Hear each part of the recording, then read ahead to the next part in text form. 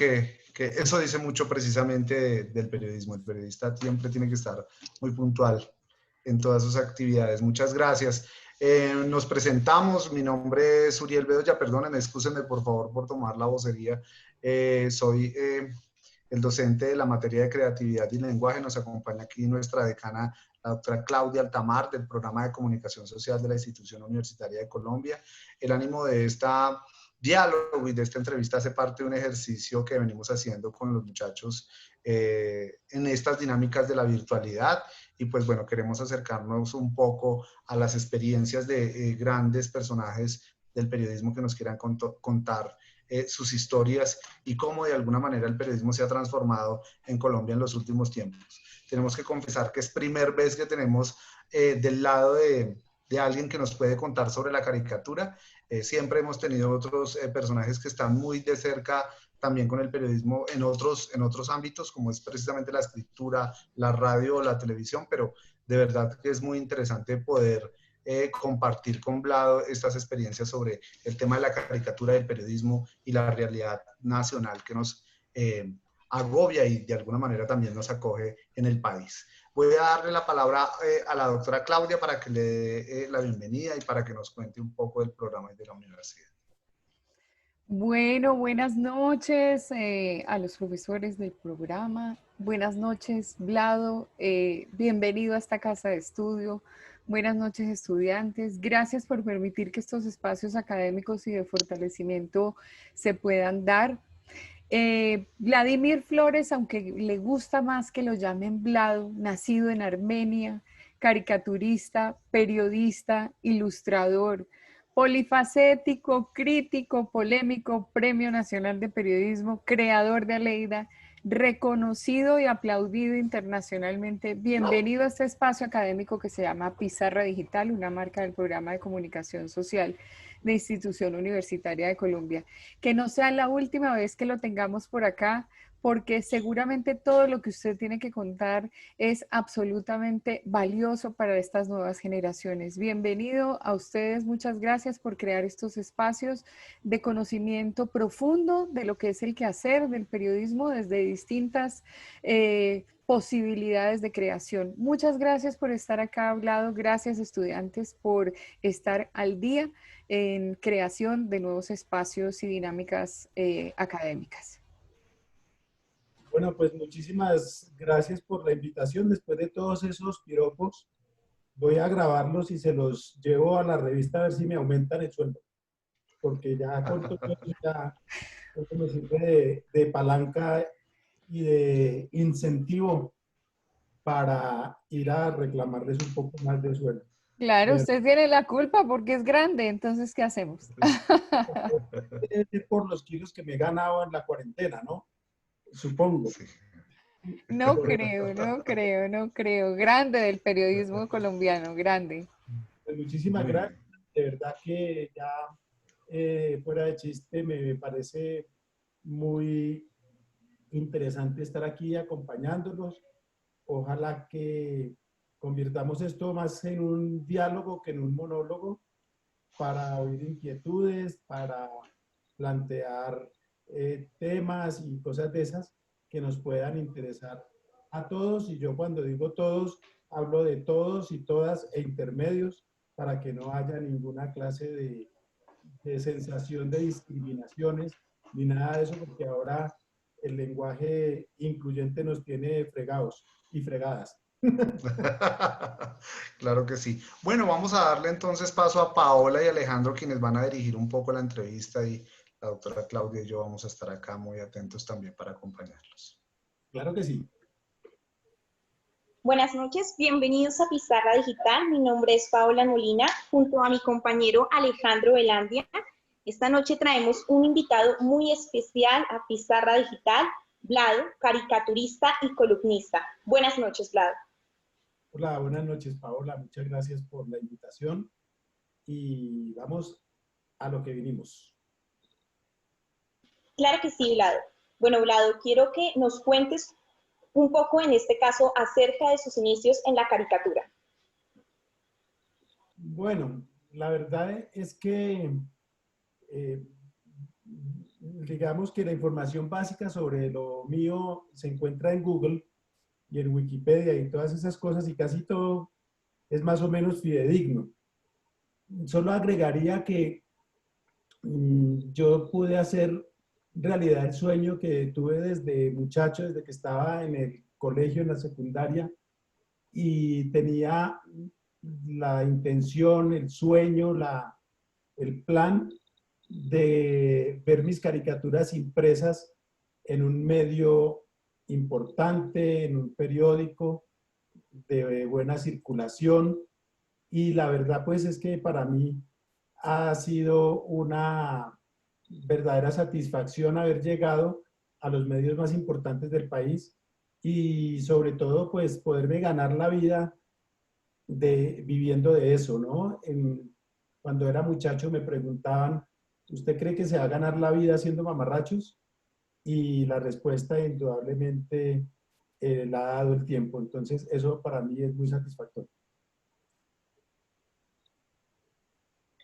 Vlado, para mí es un placer saludarlo. Muchísimas gracias por estar con nosotros esta noche. Eh, y bueno, me gustaría preguntarle, ya que estamos hablando y un poco de su historia, el tema de si alguna vez usted recibió clases de dibujo o pintura de forma académica. No, la verdad, yo nunca he tenido, pues, a ver, yo estudié diseño publicitario. Bueno, voy más atrás. Yo primero estudié, hice un par de semestres de publicidad, me retiré precisamente porque no había un trabajo manual muy intensivo como el que yo hubiera querido. Entonces me retiré y además la estadística que de pronto a algunos de ustedes les ha tocado, también me aburría, me parecía bastante harta la estadística y entonces yo me sentía como estudiando no publicidad, sino como administración de empresas de publicidad. Y eso no me gustaba porque yo quería explotar más el lado creativo, un poco el ingenio, la cosa que uno siempre reconoce en la publicidad. Entonces me fui a estudiar una carrera tecnológica que se llamaba diseño publicitario. Y eso fue lo que cursé y la terminé. Era una época en la que vivir de la caricatura era más difícil. Después se me arregló un poco el caminado, pero al comienzo era muy difícil. Entonces me demoré bastante porque estudiaba 2 semestres sí y uno no, porque no conseguía plata para pagar la matrícula y esas cosas. Yo trabajaba de día como caricaturista y como ilustrador y de noche estudiaba. Y ahí en esa carrera tuve unos buenos profesores de técnicas de ilustración y cosas de esas y algo de dibujo.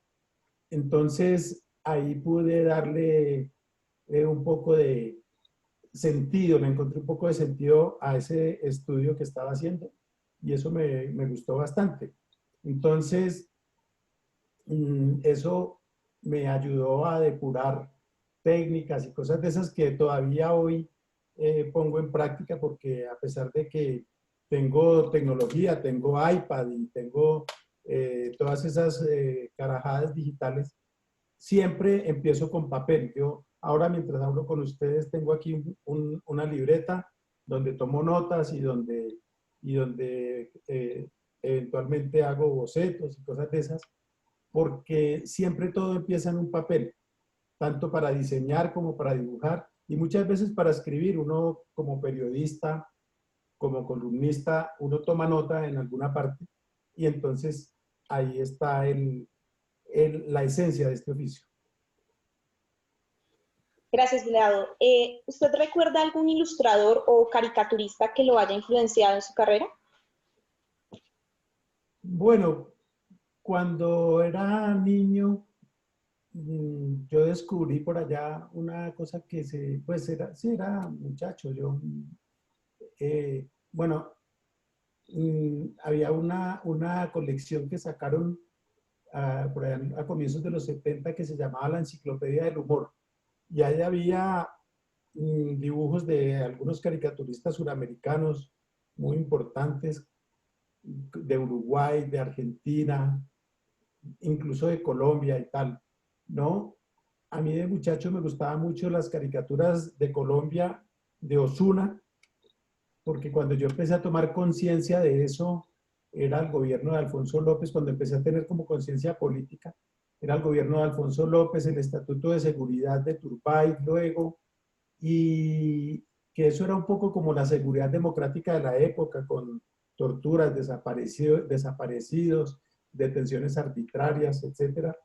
Entonces había cierta similitud con lo que vivimos unos años después, o muchos años después, con la seguridad democrática, pero esos dibujos de Ozuna eran colosales. A mí me gustaban mucho. Ozuna es un caricaturista que ha trabajado sobre todo en El Espectador, aunque tuvo un paso por semana. Y de afuera, pues claro, Quino a uno le gustaba, salía en el periódico, Fontana Rosa también me gustaba, y un caricaturista argentino que se llama Hermenegildo Sabat, que también es muy bueno, que me gusta mucho. Había un caricaturista del periódico Le Monde que se llamaba Pancho, firmaba Pancho, que era muy, muy bueno y siempre dibujaba en lápiz. Y en España hay uno que es legendario, que se llama El Roto, su nombre de pila es Andrés Rábago, que publica unas caricaturas sensacionales en el periódico El País, donde ha habido otros muy buenos. España es una cuna de caricaturistas buenos. Tuvieron a Mingote, que era fantástico, que publicaba aquí en El Tiempo también, y publicaba en Madrid en el ABC. Y había un caricaturista catalán que firmaba Cesc, y también que era muy bueno. Y uno inolvidable que era Juan Ballesta, que era caricaturista de la revista Cambio, Cambio 16. Era un caricaturista muy, muy bueno. Hay mucha gente realmente. Podría quedarme un buen rato aquí tirando nombres.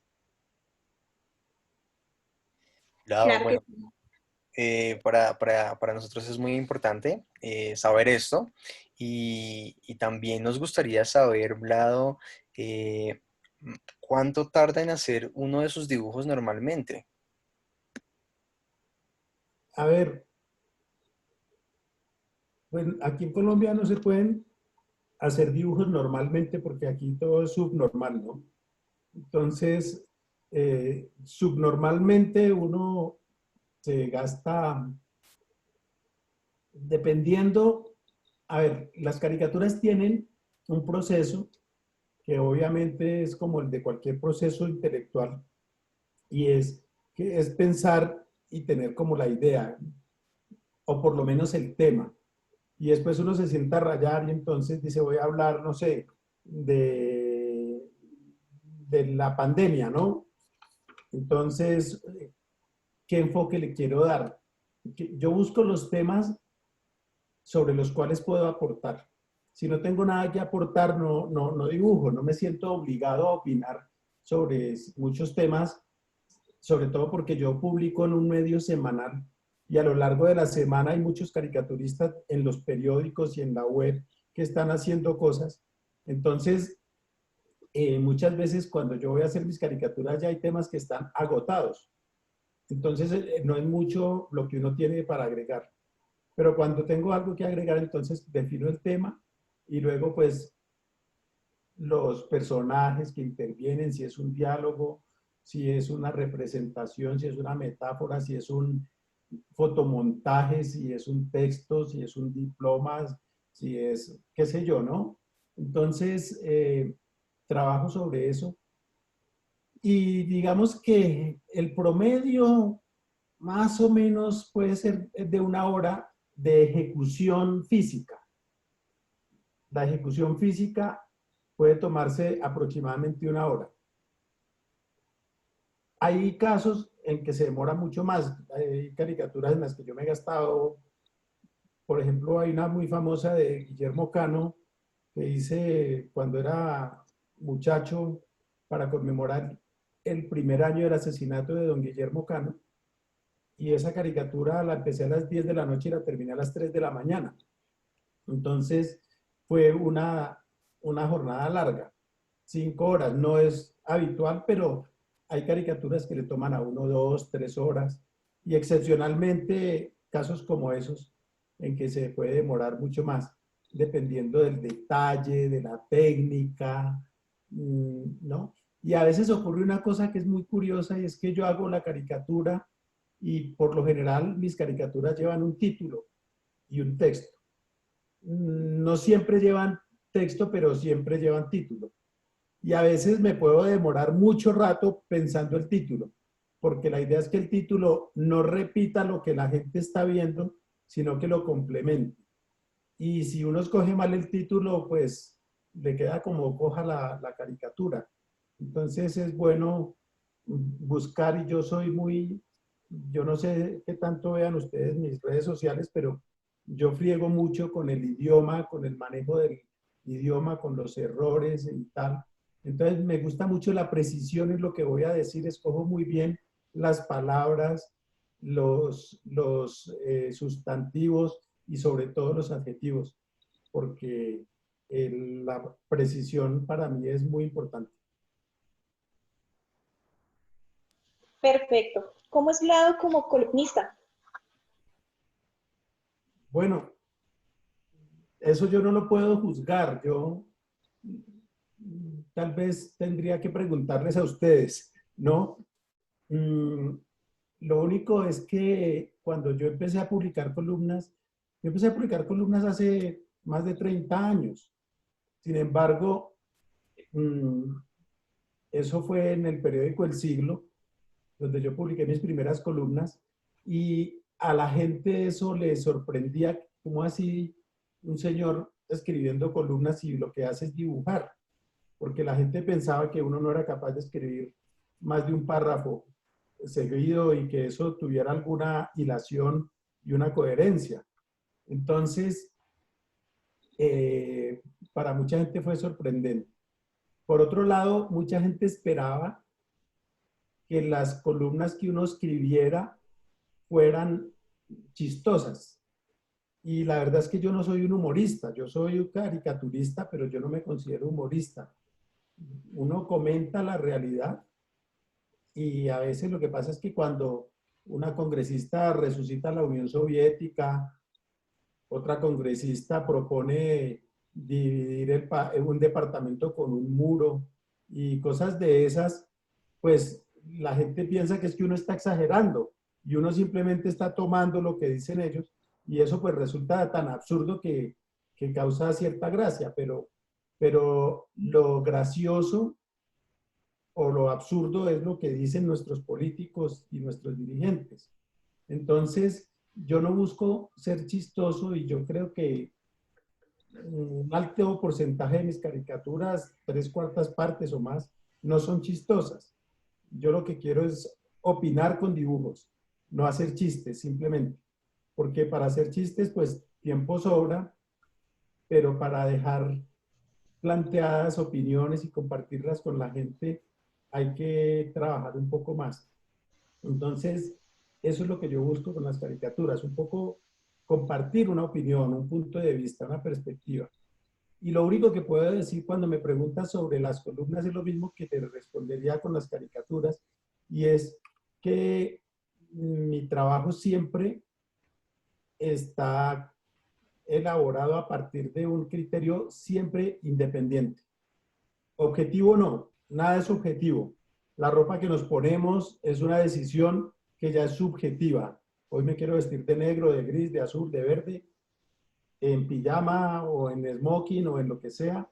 Me quiero dejar el pelo suelto, amarrado, me quiero bañar, no me quiero bañar. Uno todo el tiempo está tomando decisiones que son subjetivas. Cuando alguien escoge el titular de una noticia, ya es una decisión subjetiva. Es más, cuando escoge qué noticia publicar, eso es una decisión subjetiva. Entonces, el cuento de la objetividad no existe, no es real, es un mito. Es un mito, la objetividad no existe. Existen ciertas cosas como el equilibrio, el balance. Yo puedo consultar distintas fuentes para tratar de tener una información equilibrada, con distintos puntos de vista y tal, para que el lector o el televidente o el oyente saque sus conclusiones, ¿no? Si a mí me dicen que fulano hizo tal cosa, no puedo salir a publicar eso sin hablar con el fulano, sin decirle qué tiene él para decir y si hay alguien afectado que tiene esa persona para agregar, etcétera, etcétera. Entonces, ahí es muy importante tener eso en cuenta, tener en cuenta que hay que buscar distintos puntos de vista. Todas las historias tienen más de una versión. Entonces hay que consultar distintas versiones, mínimo 2, 3, para tratar de formarse una historia que se acerque a la verdad, o a una verdad, porque no hay una verdad absoluta tampoco. Entonces, yo no hablo de objetividad, hay una subjetividad en todo lo que uno hace. Nadie escoge, no es una máquina ni es un algoritmo el que escoge si entrevistamos al señor X o a la señora y por qué lo entrevistamos y a qué horas lo entrevistamos y a qué horas vamos a emitir eso. Todo eso son procesos que son subjetivos que alguien tiene que definir, ¿cierto? Entonces, eso es lo que yo creo que uno tiene que hacer y tratar de hacerlo bien. Pero independientemente, y para mí, ¿en qué consiste la independencia? La independencia consiste en hacerle uno caso, uno, a su conciencia, ¿no? Y dos, a su conocimiento. Yo a sabiendas de que alguien hace algo, cometió un delito o una irregularidad o eso, y lo oculto, pues ahí ya estoy perdiendo mi independencia, sobre todo si oculto esa información o la deformo buscando algún interés económico, profesional, etcétera, etcétera, ¿no? Entonces, yo creo que es muy importante tener eso en cuenta, que la independencia consiste en no decir y en no callar nada a cambio de algún favor o de alguna prebenda o de algún beneficio. Por supuesto, pues a uno le pagan por dibujar o por escribir en un medio, claro, pero yo no acepto que me paguen por no hablar de X o Y. Y voy un poco más allá. Si ustedes revisan mis caricaturas, van a descubrir que la revista Semana es la única revista del país, la única publicación, ni siquiera revista, publicación en la cual ustedes van a encontrar caricaturas de los dueños de la revista, del director de la revista, de los columnistas o periodistas de la revista, cuando el caso lo amerita. No necesariamente para elogiarlos, sino para criticarlos cuando es del caso. Y a veces, pues, si hay un premio como el que se ganó hace poco un periodista que se llama Ricardo Calderón, un premio muy importante del periodismo, que es el premio María Murcao, pues le hice una caricatura como dándole un homenaje, ¿no? Haciéndole un homenaje a ese periodista.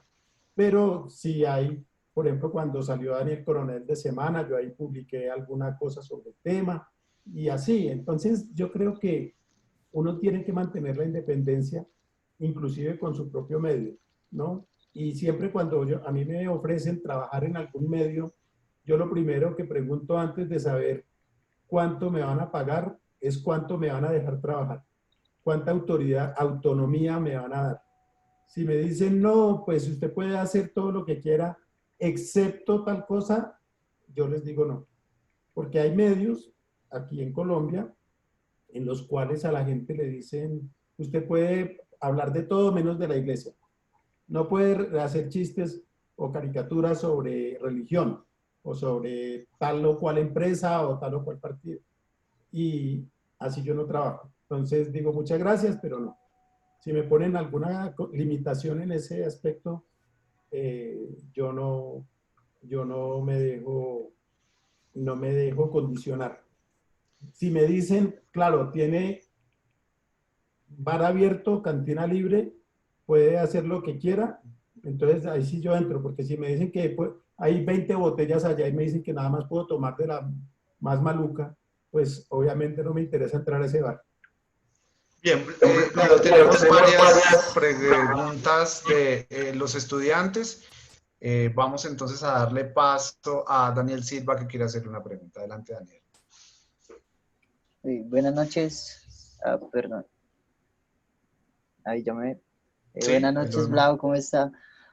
Bueno, yo tengo una pregunta, pues digamos, ¿cuál es el personaje que usted ha dibujado que más se ha molestado con usted? Que diga, uy, ese personaje...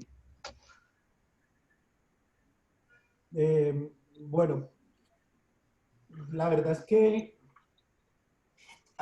esto es una cosa muy curiosa porque hay gente que eh, se molesta, pero hay unos casos o muchos casos en los cuales se molestan más los que están alrededor de ellos, ¿no? Las esposas, los hijos, los compañeros de trabajo, los subalternos, etcétera, etcétera. Pero yo tengo una anécdota muy curiosa con un general de la República que ya murió, que se llamaba Manuel José Bonet Locarno, que fue comandante de las fuerzas militares hace más de 20 años. Y yo en algún momento me gané un premio de periodismo y él estaba en la ceremonia. Y entonces estuvimos hablando ahí en algún momento y me decía con su voz de costeño, me decía que tú me tienes jodido, porque siempre me pinta con esas gafas de dictador del cono sur y con los dientes salidos y todo orejón. Y yo ya no uso esa gafa. Yo me mandé a hacer ortodoncia y tú me sigues pintando igual. Y yo le dije, general, esa platica se perdió, ¿no? Y nada, la cosa quedó así, pero él me decía que su hija, cuando veía la revista con una caricatura, él mandaba la revista al carajo y todas esas cosas, le daba mucha rabia y todo eso, pero ni modo. De hecho, esta anécdota yo se la conté al escritor Juan Gabriel Vázquez y él la incorporó en una novela que se llama Las Reputaciones, en la cual el protagonista es un caricaturista que no soy yo. Muy bien, Vlado, quería preguntarle precisamente, ¿la caricatura sirve entonces para humanizar a los personajes que de alguna manera dan papaya o dan o cuentan cosas absurdas o de alguna manera también juegan con ese personaje en el que de alguna manera se muestra otra realidad a través de la caricatura? ¿Lo humaniza o lo vuelve más cruel? A ver, se dice que el periodismo consiste en contar lo que alguien quiere mantener oculto, ¿no? Y un poco con la caricatura también se hace eso y es como mostrar ciertas facetas de las personas. Lo mejor que le puede pasar a uno con una caricatura es que uno haga una caricatura y ustedes como lectores hagan, claro, yo no había visto esto así, y lo empiezan a ver. Digamos que de alguna manera, como se dice, pues popularmente, uno ve al rey desnudo y uno dice, va en peloto, y la gente, uy, yo no me he dado cuenta, sí, va en peloto, ¿no? Entonces, un poco es mostrar eso, es mostrar cómo camina, cómo tiene las orejas de grandes, cómo dice de mentiras, etcétera, etcétera, ¿no?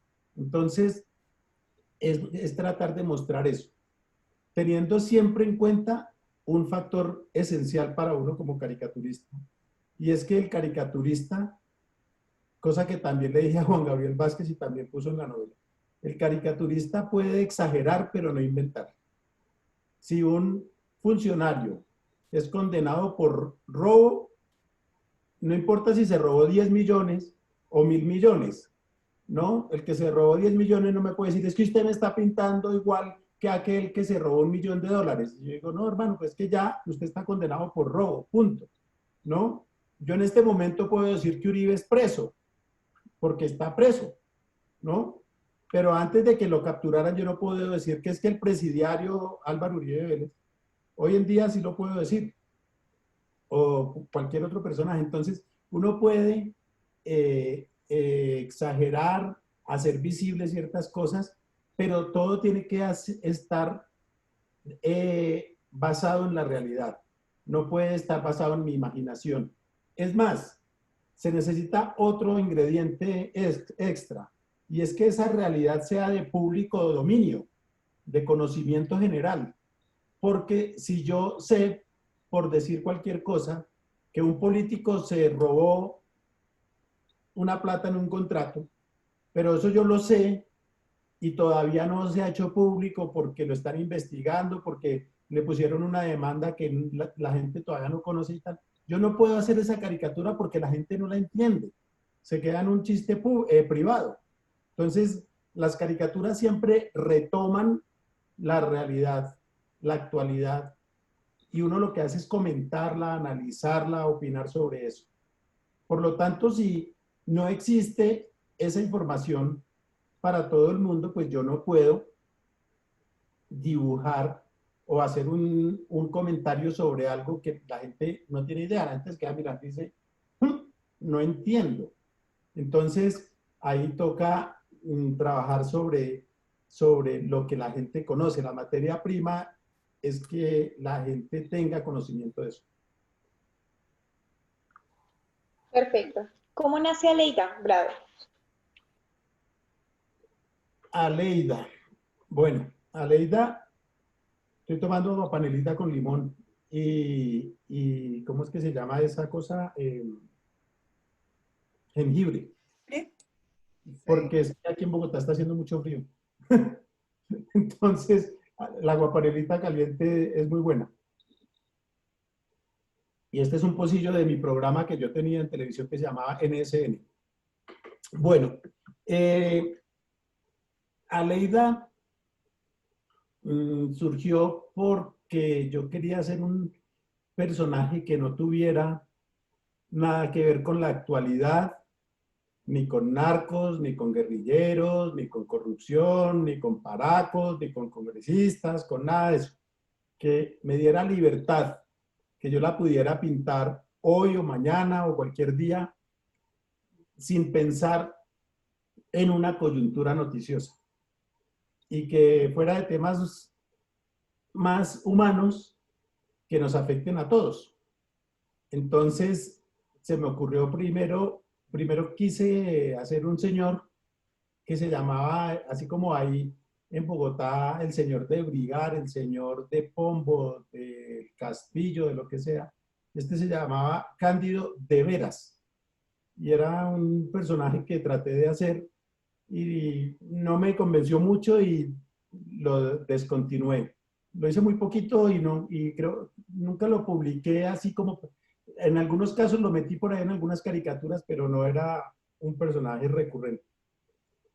Y a lo largo de 5 años, entonces en algún momento dije yo, no, mejor dibujo una mujer. ¿Por qué? Porque a mí me encantan las mujeres, en el sentido estético, en el sentido social, la manera de ver la vida, ¿no? Las mujeres son unos seres muy completos, los hombres somos unos animales a medio hacer, las mujeres son unos seres terminados, ¿no? Las mujeres son sutiles, nosotros somos toscos, las mujeres llevan un ritmo, nosotros somos apresurados, las mujeres interpretan, nosotros nada más oímos, etcétera, etcétera. Entonces, las mujeres son fascinantes desde todo punto de vista, desde el punto de vista físico, emocional, mental, estético, etcétera, etcétera. Entonces, yo dije, quiero hacer una mujer. Además, porque en política hay muy pocas mujeres y las pocas que hay son aburridísimas. ¿Qué tal Marta Lucía Ramírez?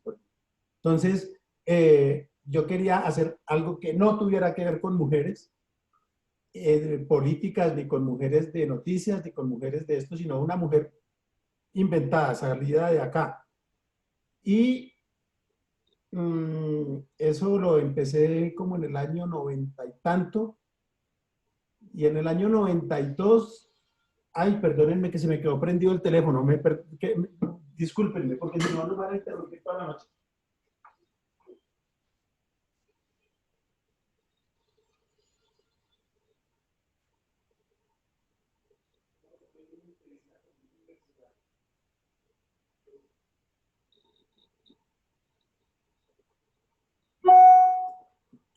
la mujer, no les digo, hablando de mujeres. Entonces, qué pena con ustedes. Entonces, el tema de las mujeres me gustaba mucho y tal, entonces resolví que iba a ser una mujer y en el año 92 resolví que se iba a llamar Aleida. ¿Por qué Aleida? Porque así se llamaba. Yo nací en Bogotá, pero viví toda mi infancia en Armenia y en el barrio, nunca fui, pero oía a todas las mujeres. En el barrio, en alguna parte, había una peluquería, un salón de belleza. En esa época eran salones de belleza y barberías, ¿no? Los hombres íbamos a las barberías y las señoras al salón de belleza. Hoy en día todos y todas vamos a las peluquerías. En esa época los salones de belleza eran de señoras, atendidas por señoras, y las barberías atendidas por señores. Hoy en día las peluquerías atienden todo el mundo. Entonces, la señora que tenía ese salón de belleza se llamaba Aleida. Entonces todo el mundo decía, me voy a arreglar las uñas donde Aleida, me voy a peinar donde Aleida, me voy a cortar el pelo donde Aleida. Entonces ese nombre se me quedó. Y cuando yo quería hacer este personaje, quería un nombre que no fuera extravagante, no quería que se llamara Petronila ni Gumercinda, pero tampoco quería que fuera un nombre tan corriente, ¿no? Que, perdónenme si alguien se llama así, pero no quería que llamara Patricia, Sandra, Andrea, Adriana, María, etc. Entonces Aleida me parecía un nombre suficientemente rarito, pero no difícil, y suficientemente fácil a la vez, ¿no? También quería un nombre que no tuviera tildes, ni ñes, ni nada de eso, por si algún día, de pronto cuando me muera, lo traducen a otros idiomas y eso se le facilite a la gente. Entonces, de ahí nació el nombre. Pero el personaje yo no lo cuadraba visualmente y tomaba el proyecto, lo dejaba, lo tomaba, lo soltaba, etc. Hasta que en el año de 1997 me contrataron en el periódico más grande de Ecuador para hacer una asesoría en diseño, porque yo también he trabajado mucho en diseño de publicaciones, he diseñado muchos periódicos y revistas. Y entonces me fui para Ecuador y yo me fui solo y yo no conocía allá a nadie. Entonces yo vivía en un hotel y mi rutina era del hotel al periódico y del periódico al hotel. Yo no iba ni a rumbear ni a nada porque primero bailando descubrí que servía para dibujar, entonces a discotecas y esas cosas no voy. Y segundo, pues estaba en un país y en una ciudad donde yo no conocía a nadie y pues para irme yo de Levante, pues tampoco. No me llamaba la atención y menos en un país extraño. Y nunca lo he hecho, pues además. Me da jartera, yo soy muy perezoso para esas cosas. Entonces, ese tiempo que tenía, además no tenía redes sociales, con lo cual, como no existía internet ni las redes sociales, pues internet sí, pero las redes sociales no. Entonces, uno no perdía tanto tiempo en Twitter, en Facebook, en Instagram, etcétera, etcétera. Entonces tenía más tiempo para leer y para dibujar. Entonces allá sí me puse aplicado y empecé a dibujar hasta que un día allá en Ecuador salió la versión de Aleida con la que se empezó a publicar en el año de 1997 en un rincón de mi página de internet, de blado.com. Entonces empecé a publicar allá y después en el año 99 la empecé a publicar en la revista Semana. Se empezó a publicar en 1999 y ahí ya, de ahí en adelante, pues el año pasado cumplimos 20 años publicando Aleida y pues fue una sorpresa muy grata porque para mí fue una sorpresa la aceptación de la gente, porque para mí la principal preocupación era que Aleida se expresara y se viera como una mujer y no simplemente que fuera una cosa ahí impostada. Si lo dijera como con una metáfora, quería que Aleida pareciera una mujer de carne y hueso y no un maniquí. Entonces, si yo no usaba el lenguaje ni el estilo de decir las cosas de las mujeres podía verse simplemente como un pendejo, un tipo pendejo hablando de mujeres o como una mujer sin tener idea, ¿no? Entonces, se corría el riesgo de hacer el ridículo. Afortunadamente, hicimos clic y desde el comienzo fue un hit con el género femenino y con el masculino también, porque muchos me empezaron a decir que yo era un traidor desgraciado, que porque decía todas esas cosas de los hombres, que si es que yo era marica, que no sé qué, que, bueno, una cantidad de cosas, que si yo era frustrado, que bueno, una cantidad de vainas me han llegado a decir por cuenta de Aleida, ¿no? Que soy enclosetado, que soy, bueno, de todo, me dicen los malquerientes que no faltan, lo cual quiere decir que el personaje ha tenido mucho arrastre y pues por eso se publican los libros y las agendas y las cosas de Aleida a los que les va bastante bien, pero siempre fue eso porque, entre otras porque yo siempre crecí en un ambiente rodeado de mujeres. Cuando estaba en el colegio éramos 6 hombres y 16 mujeres. Yo no jugaba ningún deporte, porque así como no sé bailar, tampoco sé jugar nada. No juego fútbol porque no puede haber 2 pelotas en la cancha. Entonces el reglamento no me lo impide. Y en ningún otro deporte he tenido ningún desempeño, excepto por ahí bolos que me gusta, pues tampoco soy un teso, pero pues tampoco hago el ridículo tan grande como lo haría con una pelota de fútbol. Entonces yo me quedaba hablando con mis amigas y sin saberlo empecé a hacer eso que llaman hoy en día Research and Development, R&D. Entonces empecé a investigar, a hacer investigación de campo sin saber que eso me iba a servir después. Entonces mis compañeras me contaban de sus amigos, de sus novios, lo que les gustaba de los tipos, que fueran tiernos, que fueran detallistas, que no fueran bruscos, o que fueran no sé qué, en fin, ¿no? Distintas cosas. Y yo era como una amiga más prácticamente, lo cual era muy malo porque además cuando yo le quería caer alguna que de pronto me la quería cuadrar o algo, me decía, no, no jodas, usted y yo somos muy amigos, entonces no se ponga con esas, ¿no? Entonces, nunca tuve novia en el colegio. Es más, tuve una cuando estaba como en tercero o en cuarto de bachillerato, tuve una novia que me la cuadré un día y al otro día me dijo, no, ¿sabe qué? Más bien no. Y a mí no, a mí me dio igual, me dio, es decir, no sufrí ningún trauma ni nada de estas cosas porque no estaba pues en una cosa de enamoramiento así. Y nada, entonces nunca tuve novia en el colegio porque mis amigas eran tan amigas de verdad que me decían, ay, no fregues, Vladimir, ¿usted qué se va a poner con esas? Nosotros dos que somos como hermanitos. Y yo, ok. Y yo, ella me dan como hermanito y yo todo aplanchado.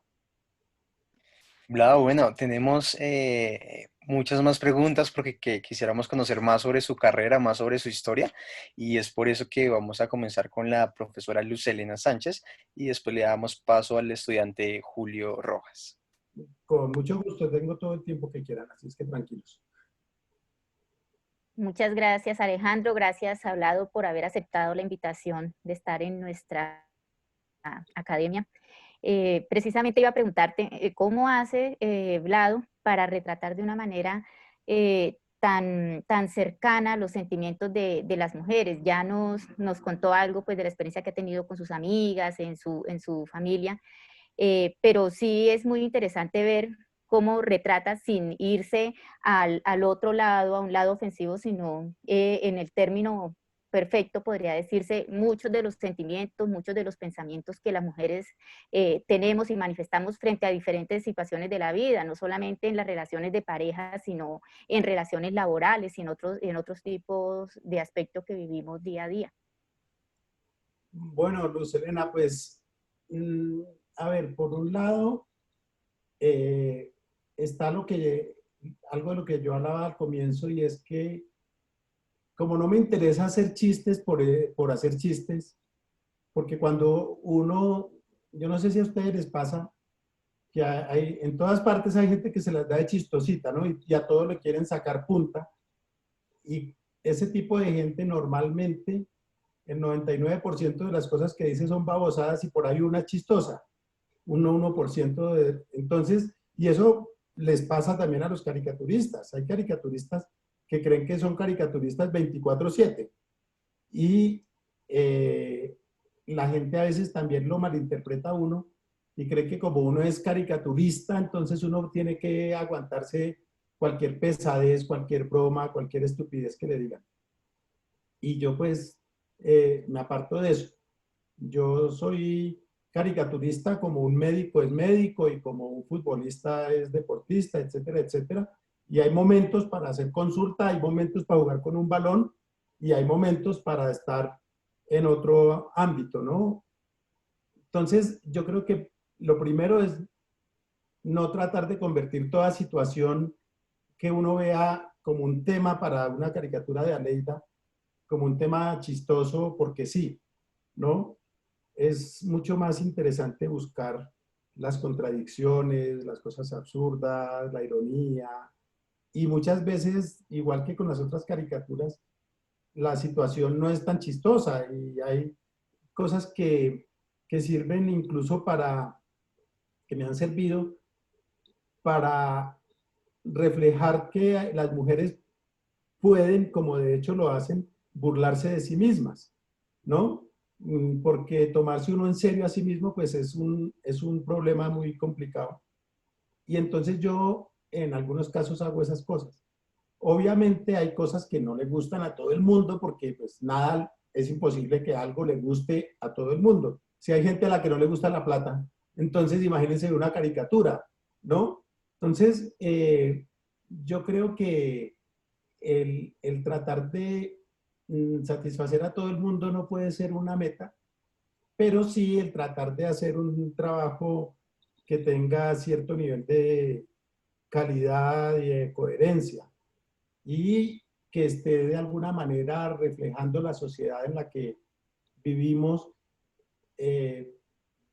buscando como ciertas condiciones de igualdad, de libertad, de autonomía, de respeto, que no se ven en muchas otras esferas.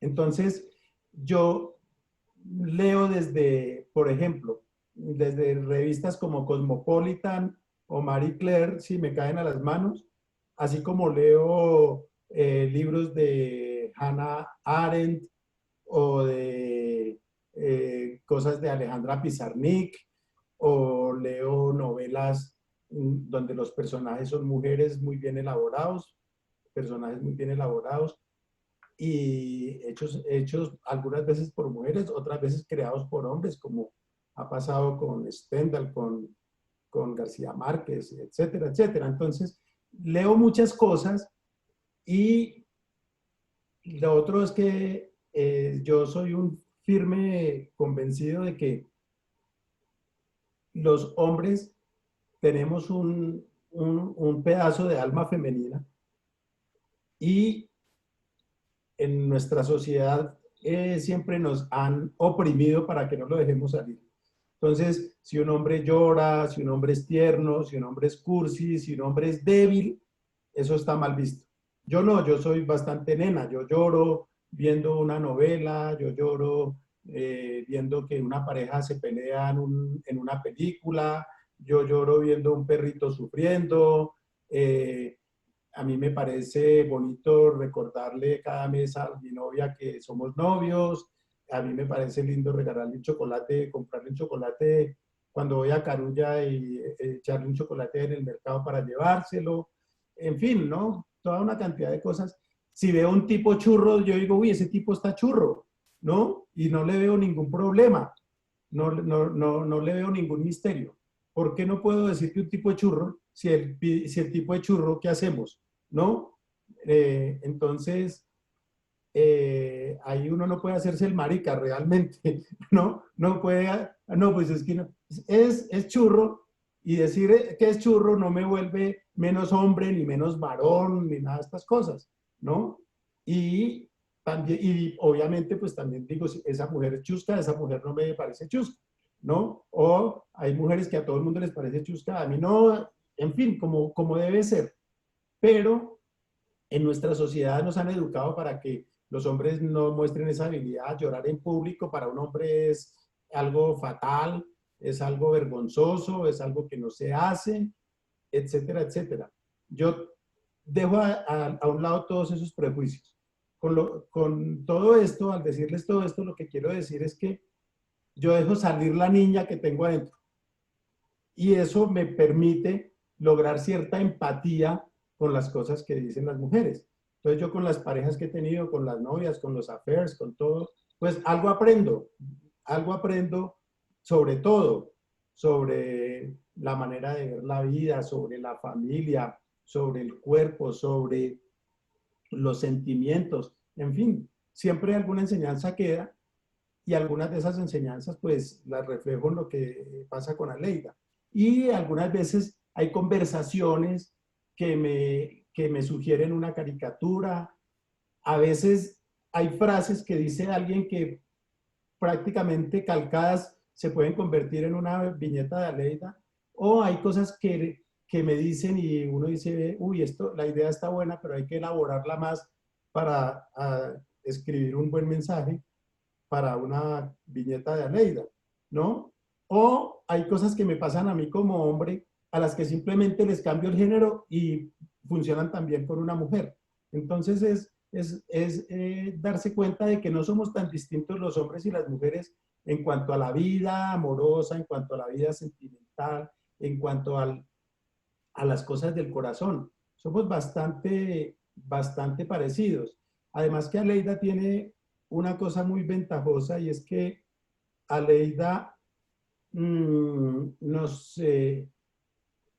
permite llegarle a todo el mundo por una razón muy simple, y es que las cosas del corazón afectan por igual a todo el mundo. A un rico, a un pobre, lo afecta una decepción amorosa de la misma manera. Lo que pasa es que el rico se va a hacer un crucero por el Mediterráneo para pasar la tusa y uno le toca irse a tomar una cerveza a la tienda de la esquina, ¿no? Pero la tusa es la misma y uno dice, ¿por qué a mí? ¿Por qué esta mujer no me para bolas? ¿Yo qué hice mal? ¿Por qué metí la pata así? ¿O por qué no soy más alto? ¿Por qué no soy más, yo qué sé, ¿no? Entonces, esas cosas pasan, pero Aleida tiene esa cosa que se ha logrado, y es que, volviendo al tema del corazón, y es que los temas del corazón afectan a los negros, a los blancos, a los indígenas, a los rusos, a los colombianos, a los japoneses, a los de tierra fría, a los de tierra caliente, a los costeños, a los rolos, a los paisas, a los pastusos, en fin, a todos, ¿no? Hay unas singularidades y, por supuesto, hay unas caricaturas que de pronto en algunas sociedades más avanzadas no las entienden porque no viven los temas de desigualdad que tenemos nosotros y tal. Pero eso no pasa solo con las caricaturas de Aleida, sino en general con los temas sociales, ¿no?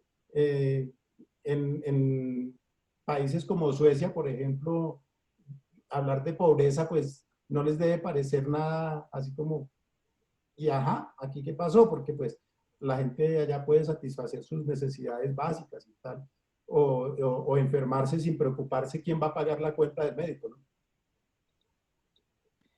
Muy bien, Vlado, muchísimas gracias por esta información. Seguimos con la siguiente pregunta del estudiante Julio Rojas.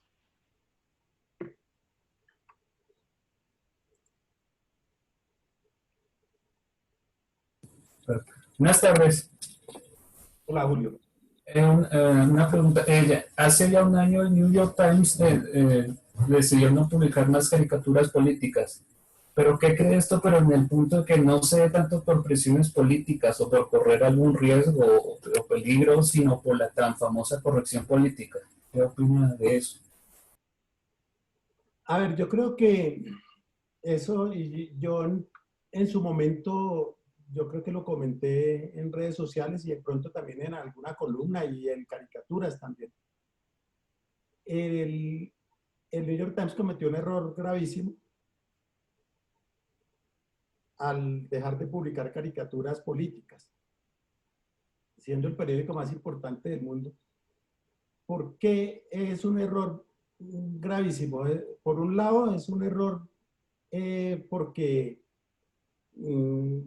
las caricaturas son una manera de expresión que es tan válida como cualquier artículo, como cualquier columna.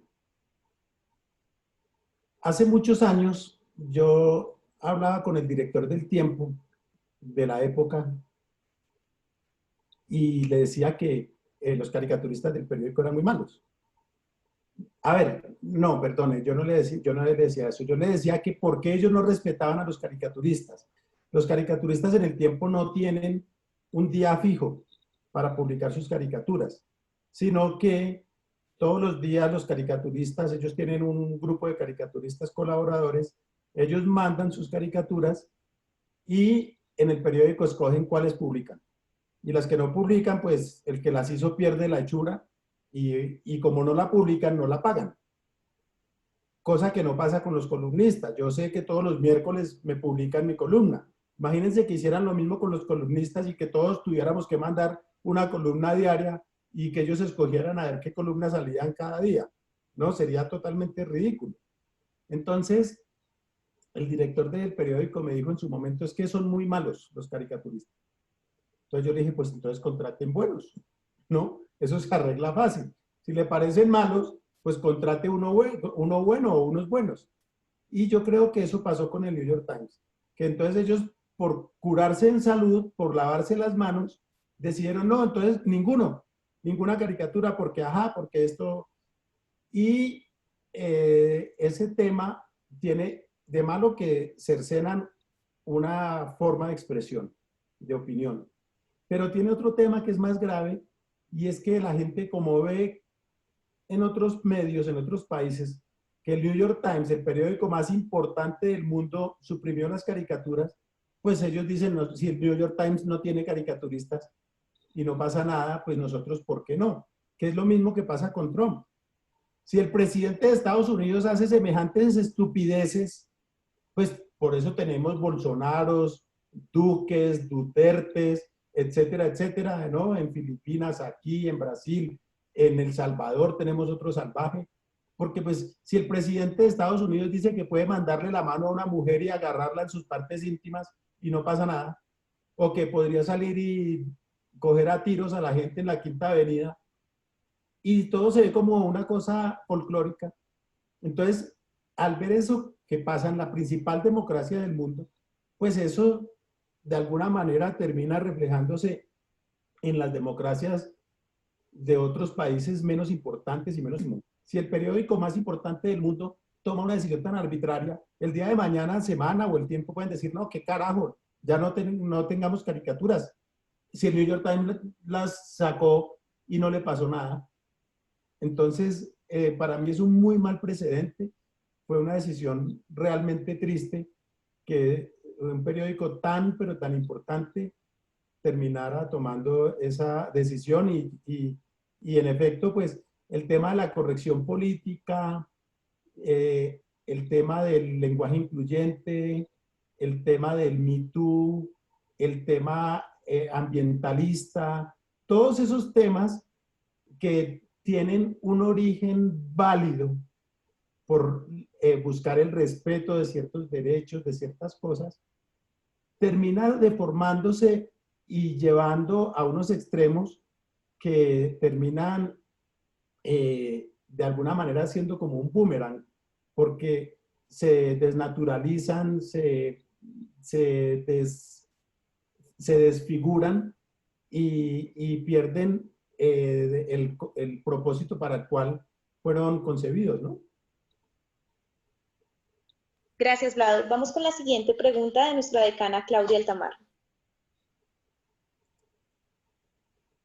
Bueno, hablamos ahora, me voy a volver un poquito con el tema de Aleida, querido Vlado, y es por lo siguiente, Aleida, que es una mujer con unos ojos súper expresivos, no tiene boca. ¿Qué intención hubo en ese concepto?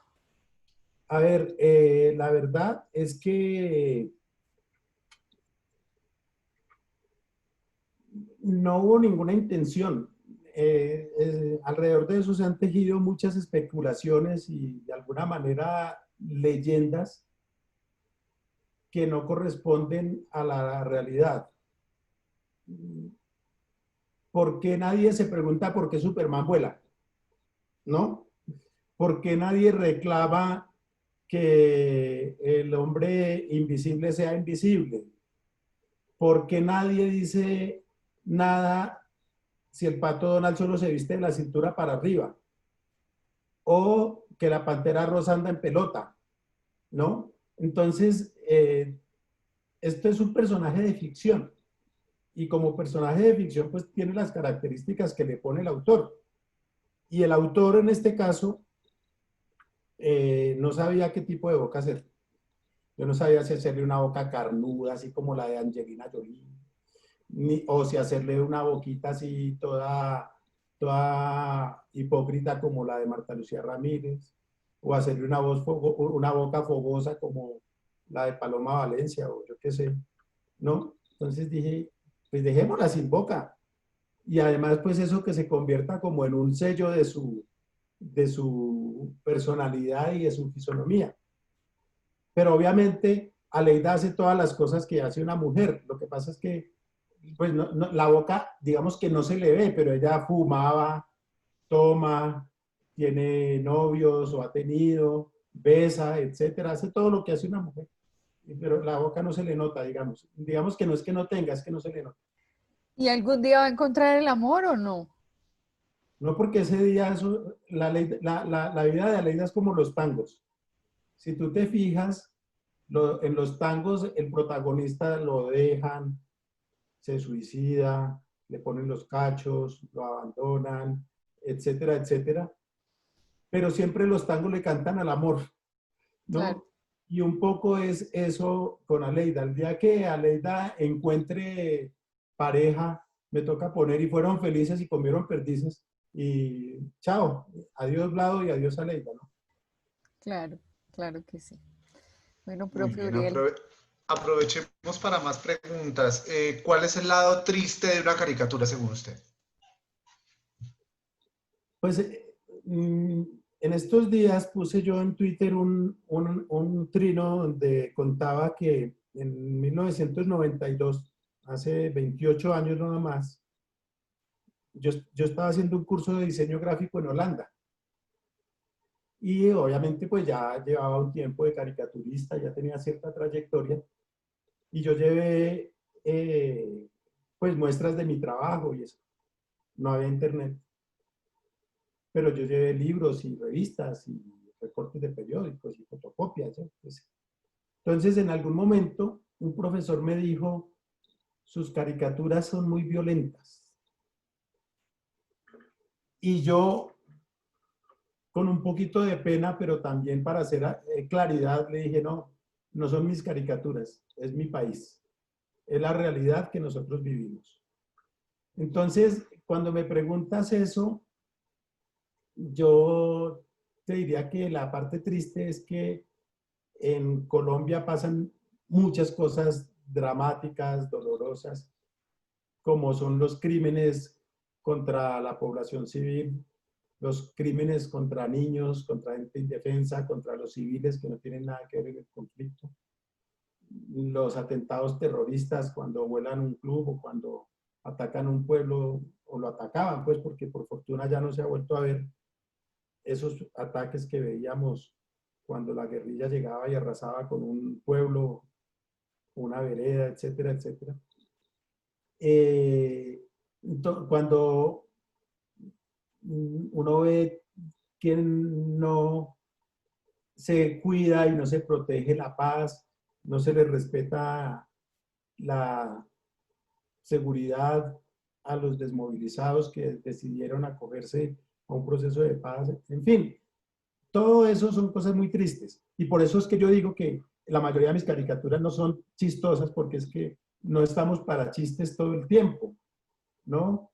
Claro, hay algunos que tratan de sacarle el lado jocoso a una masacre y esas cosas. Yo no puedo, ¿no? Entonces yo lo que hago son cosas que de pronto le echan más sal a la herida, pero a la vez yo creo que son como un poquito de dosis de realidad para no caer en lo que a veces cae el gobierno pensando, hablando de un país que no existe, diciendo que la vacuna contra la violencia es la economía naranja, más o menos, ¿no?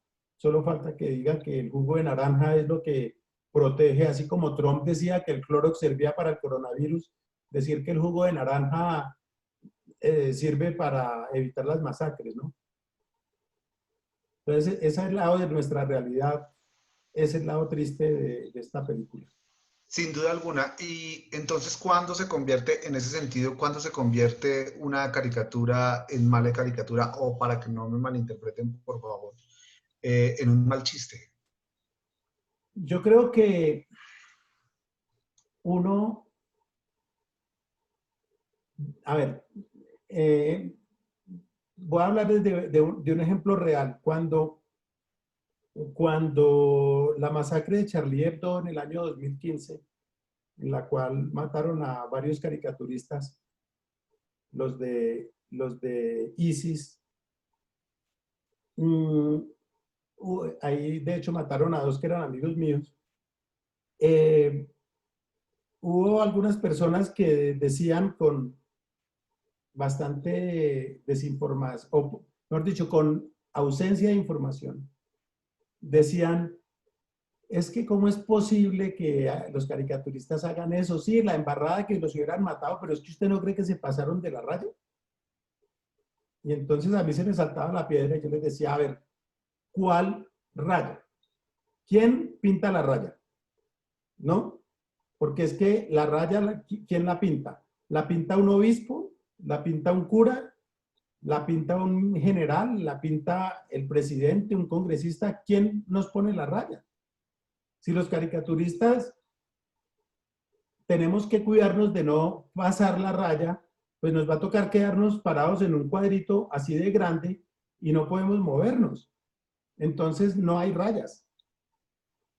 Ahora, hay estilos de hacer caricaturas y hay formas de hacer caricaturas. Y así como hay chistes que a la gente le suenan, hay chistes que son desagradables, hay chistes que son feos, que son de mal gusto. Por ejemplo, hacer una caricatura simplemente para mostrar que un señor, que un político es narizón, pues no tiene sentido. O para decir que tiene la piel fea, o para decir que es negro, para decir que es gay, para decir que... Es decir, todas esas cosas que hoy en día no son graciosas y que probablemente en algún momento lo eran. Había un humorista, algunos de ustedes lo recordarán, que se llamaba Montecristo, que hacía chistes de la gente con labio leporino, de los gays, de mujeres, etcétera, etcétera, que eran súper ordinarios, o la Nena Jiménez, que hacían chistes de muy mal gusto, que inclusive en esa época a mí me parecían de mal gusto, y no, cuando no existía el término políticamente correcto ni nada de estas cosas, pero eran chistes desagradables, ¿no? Entonces, pues, hoy en día eso es impublicable. Aún así, hay caricaturas en las cuales ponen materias fecales, ponen baños, ponen escenas sexuales para insinuar mensajes políticos, etcétera, etcétera.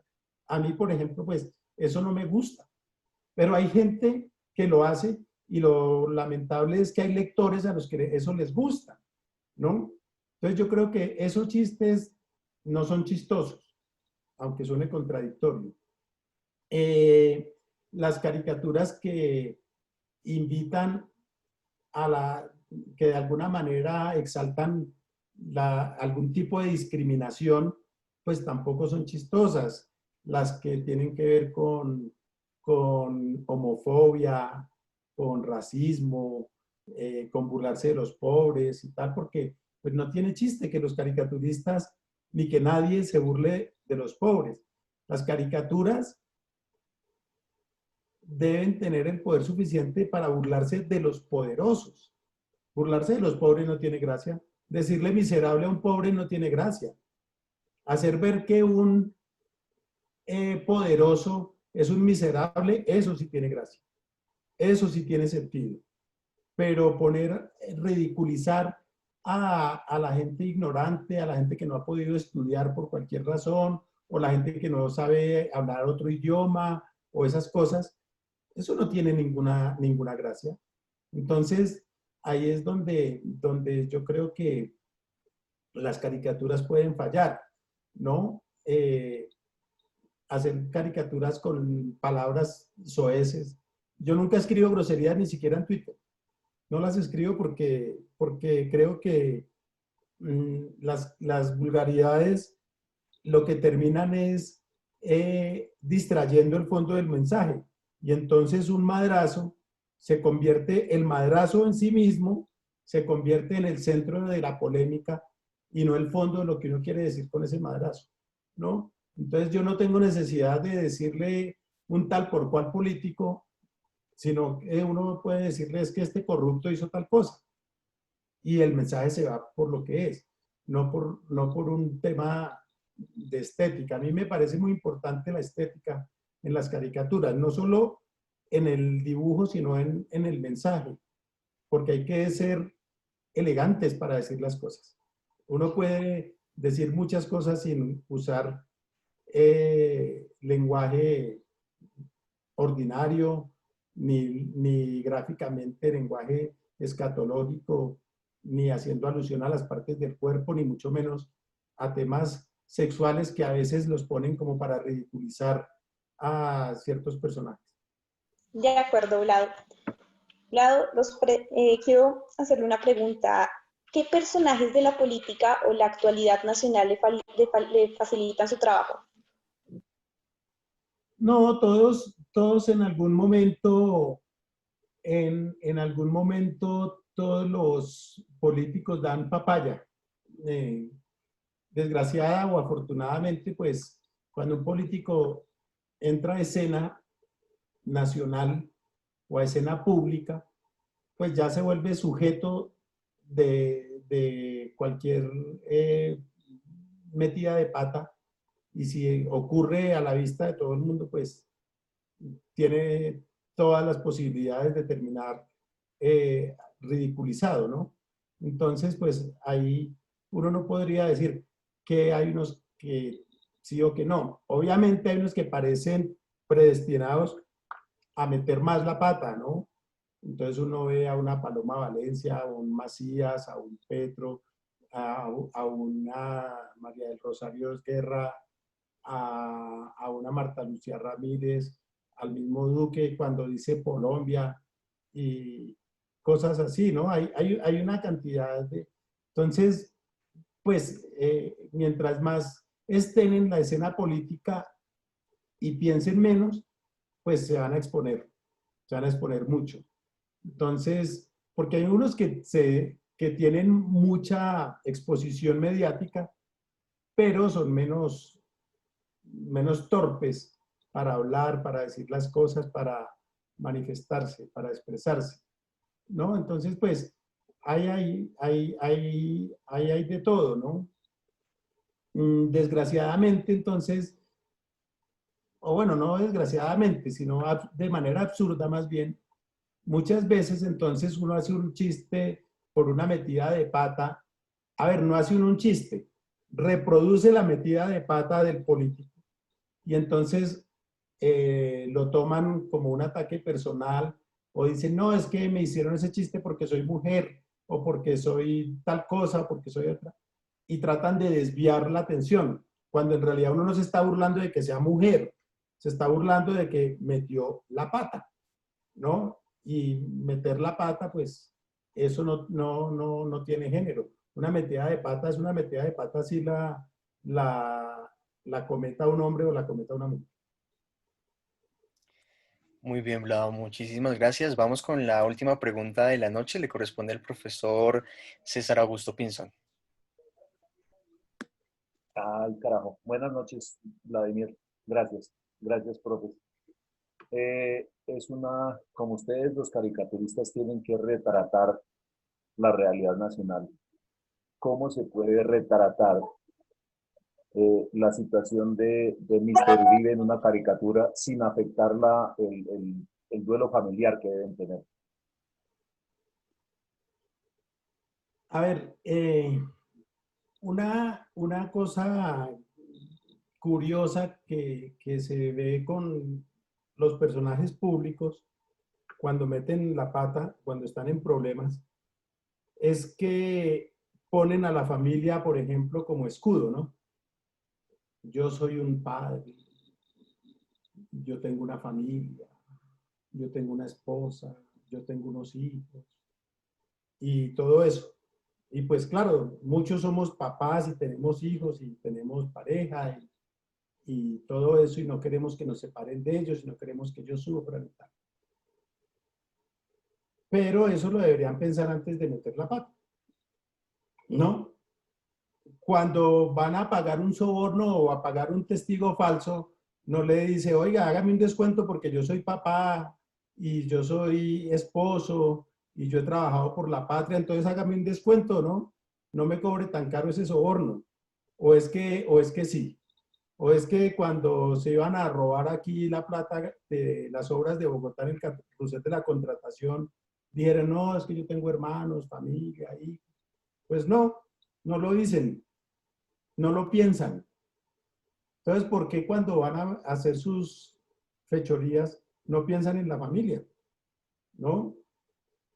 Entonces, ¿yo cómo haría las cosas? A ver, yo tengo por principio, yo tengo una norma y es que yo no soy de la idea de al caído caerle. Ya tener a Uribe en la cárcel me parece que es un poquito de justicia. No la suficiente ni total, pero ya es un poco de justicia. Entonces, seguirle martillando ahí a ese tipo ya metido en la cárcel, pues ya no tiene tanta gracia porque ya no es el poderoso que estaba diciendo los sandeces en el Congreso y que andaba por la calle con 70 guardaespaldas, sino que es un tipo, gústenos o no, pues no puede salir de su casa en este momento. Sí, es muy grande, pero no puede salir. Y entonces, pues yo creo que echarle más leña al fuego, pues no aporta tanto. Por lo tanto, yo soy más cauto cuando un personaje cae en una circunstancia de esas.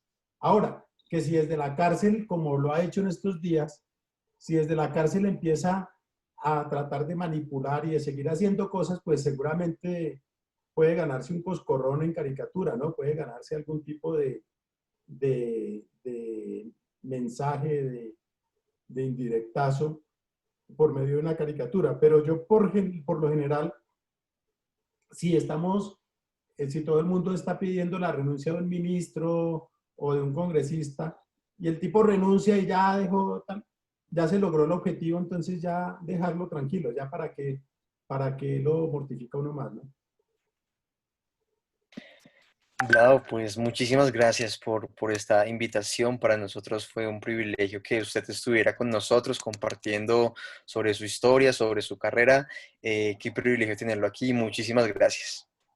Bueno, pues muchísimas gracias a todos ustedes por la compañía, por este rato. La verdad es que siempre me gusta hablar con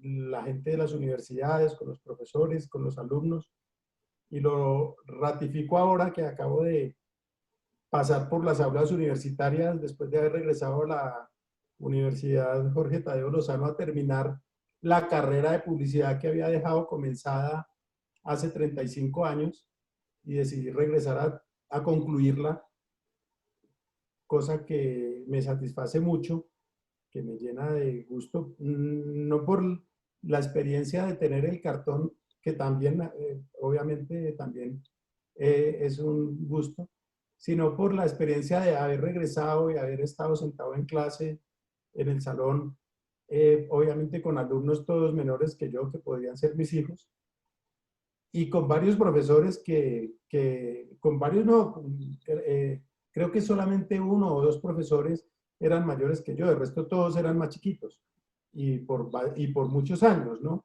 Entonces, el ambiente universitario a mí siempre me atrae, me gusta. Y ahora que terminé, pues voy a extrañar la universidad, a menos que esa o alguna otra me contrate para que vaya de vez en cuando a dar vueltas por allá, aunque sea a organizar pupitres. Gracias, Vlado. Bueno, de esta manera concluimos otro capítulo más de Pizarra Digital. Sin antes agradecerle y decirle a Vlado por su cordialidad y amabilidad al aceptar esta entrevista. Nos vemos pronto, Vlado. Bueno, pues muchísimas gracias por la invitación. Solamente decirles para terminar que al comienzo olvidé decir una cosa, y es que uno siempre tiene que creer en uno mismo. Siempre tiene que saber lo que quiere y tratar de trabajar por eso. Yo soy caricaturista profesional después de haber soñado con eso toda mi vida. Y a pesar de que me desanimaban, a pesar de que me preguntaban si me iba a ganar la vida haciendo mamarrachos, a pesar de que en el colegio me castigaban por hacer caricaturas, etcétera, etcétera, persistí. Porque primero era lo que quería hacer y segundo descubrí que servía, porque yo podría haber querido ser futbolista, pero obviamente no se me daba. Y pues uno también tiene que entender para qué cosas no sirve, ¿no? Entonces yo sabía que no servía para las matemáticas, que no me gustaban, ¿no? Pasaba con dificultad, entonces pues no. Pero es creer en uno mismo, porque cuando uno cree en uno mismo, es más fácil convencer a los demás de sus capacidades. A veces uno trata de decir cosas en las que no cree y la gente, obviamente, eso se nota, todo el mundo se da cuenta de que uno está diciendo algo que no siente. Entonces, es creer en uno mismo, aprovechar que uno tiene unas capacidades y luchar por eso, ¿no? Luchar por eso, trabajar mucho, porque un trabajo, por ejemplo, como el que yo hago, que la gente dice, no, pero hacer una caricatura, usted se gana la vida haciendo monitos. Todo tiene un trabajo y todo tiene una exigencia, ¿no? Picasso decía que la inspiración existe, pero es mejor que cuando llegue te encuentre trabajando. Entonces yo creo que esa es una norma que uno tiene que aplicar y tener en cuenta que no hay que conformarse, porque eso lleva a la mediocridad. Normalmente lo primero que a uno se le ocurre no es lo mejor. Si a uno se le ocurre algo muy bueno, siempre tenga la certeza de que hay posibilidades de mejorarlo. Sin duda alguna. Y tener en cuenta que uno puede engañar a los demás, pero uno no se puede engañar a uno mismo. Yo puedo hacer un trabajo y el profesor me puede decir que es excelente, pero yo sé que pudo haber sido mejor. Yo sé que lo hice de afán y yo sé que no di el 100. Es saber eso y no comerse el cuento, porque cuando uno se come el cuento se atraganta. Muy bien, muchas gracias, Vlado. Doctora Claudia Tamar, por favor, despida. Bueno, Vlado, pues innegable todos los aportes a estas juventudes que se están formando. No nos queda sino el agradecimiento, decirle que esta es su casa, que cada vez que quiera estar aquí y aportar, los recibimos con los brazos abiertos. Muchas gracias por haber estado de todo corazón. Muchas gracias.